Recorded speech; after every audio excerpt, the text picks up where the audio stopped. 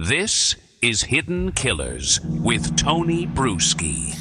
You've ever wondered how human behavior can completely derail an investigation? The Richard Allen case might just be the perfect example.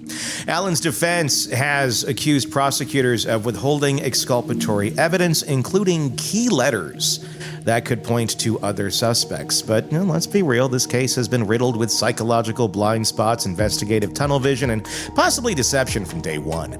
So what is really going on here? Is this a case of deliberate manipulation, law enforcement incompetence, or something deeper, like cognitive bias influencing the entire investigation? And when people in power get locked into a belief, how does it shape everything that follows? To break this down, we got retired FBI Special Agent Robin Dreeke and contributor to the Hidden Killers podcast, former chief of the Counterintelligence Behavioral Analysis Program. Robin, from a behavioral analysis perspective, what's more dangerous in an investigation like this? Deliberate deception or an unconscious bias leading investigators down a wrong path? Yeah, I don't think I've ever seen a deliberate action in those areas. But yeah, the unconscious bias, whether conscious or unconscious, it's these confirmation biases. There is no doubt. And then the external pressures are also things that are generally not included in these kinds of things. External pressures from family, external pressures from bosses, external pressures from outside organizations we might be completely unaware of. Couple that with our own confirmation biases, and it can create a nightmare. But that's why we typically have checks, balances, and transparency, which we don't have here, that keeps us from these biases.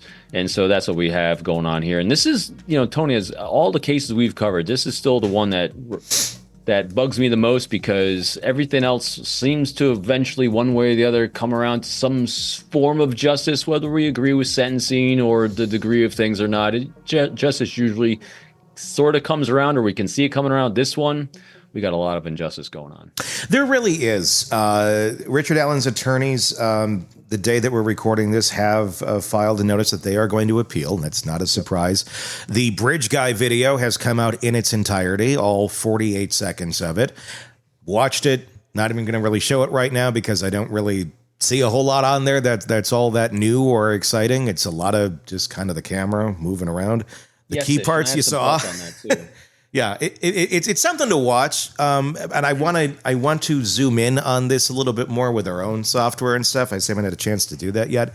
But before there was the appeal that's being filed, before the Bridge Guy video came out, there was the errors and omissions or errors doc that came out, and then the response to it by Richard Allen's attorneys, which we read in its entirety the other day, and it was extremely snarky. It sounded like something I had written for the show. I was like, I just read it verbatim. I'm like, this is good writing.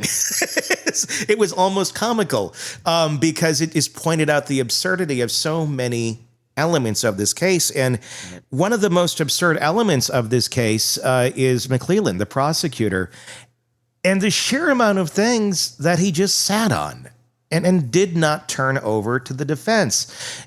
Even after begging and writing and recognizing that things exist and his story changing left and right, I mean, it just doesn't look good. But the Rishi Davis letters are one of the big ones. It was recognized that they exist. Then he doesn't have them. And then he found some of them, but not all of them. So only some have been turned over, but some key ones that involve Keegan Kline and the accusations there don't get turned over. That one's just missing.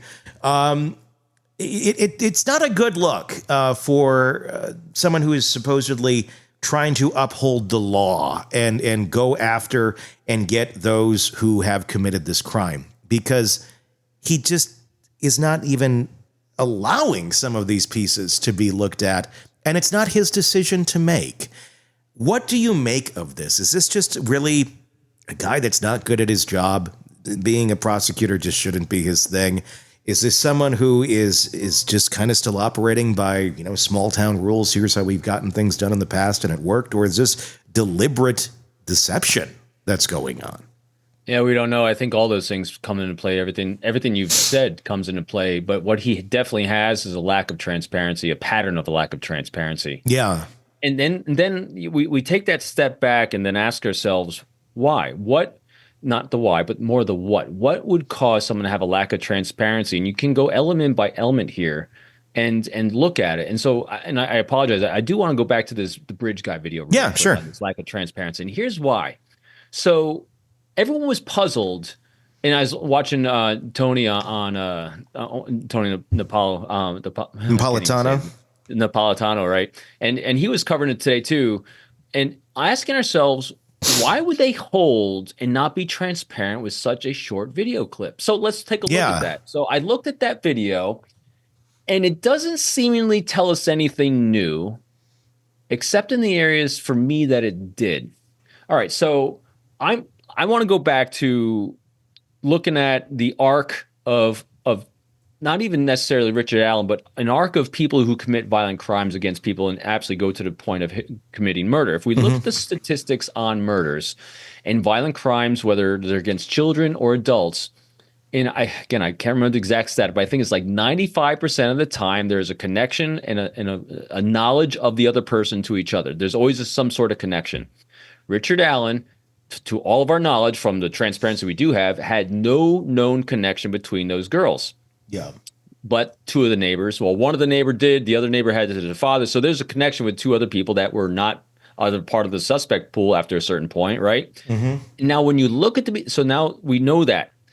Now let's look at the behavior of the girls in that short little video when they're coming across the bridge. And I've heard all kinds of conjectures going back and forth in this area with the girls' reactions to the bridge guy. Their reaction to the bridge guy, as people were reporting and other people were saying, not me, was that they seemed to be hesitant. They were nervous. They were a little unsure, but they were also complying. They also were listening to him. They weren't running.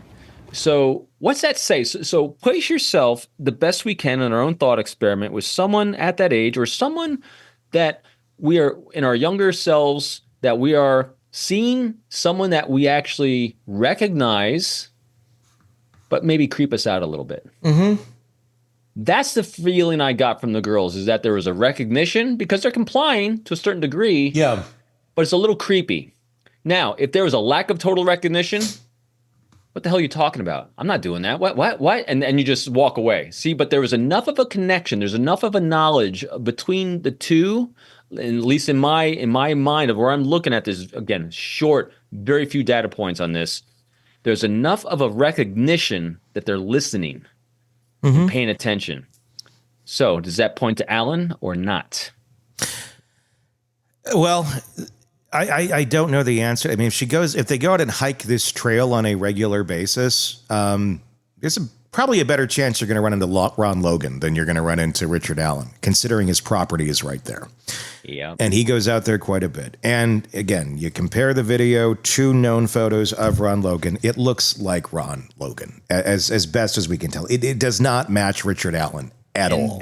And then when we actually think about now, so we take that behavior that the girls had and the proximity, we talk, knowledge of family members or friends of family, or at least a connection to family. And then you ask yourself, so why would the prosecutor have a lack of transparency with that? Even though the rest of us are saying, why would you?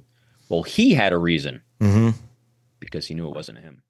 Want more on this case and others? Then press subscribe now and don't miss a moment of true crime coverage from Tony Brueski and the Hidden Killers podcast.